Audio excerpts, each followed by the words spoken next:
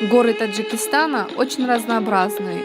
Высшая точка Таджикистана — пик Исмаила Сомони высотой 7495 метров.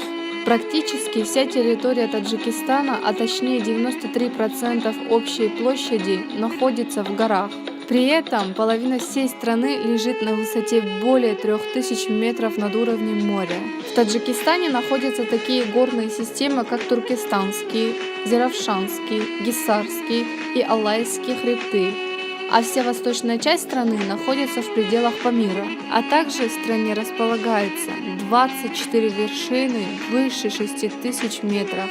Там, где есть высокие горы, есть ледники, озера и реки. В Таджикистане их так же много, как и самих гор.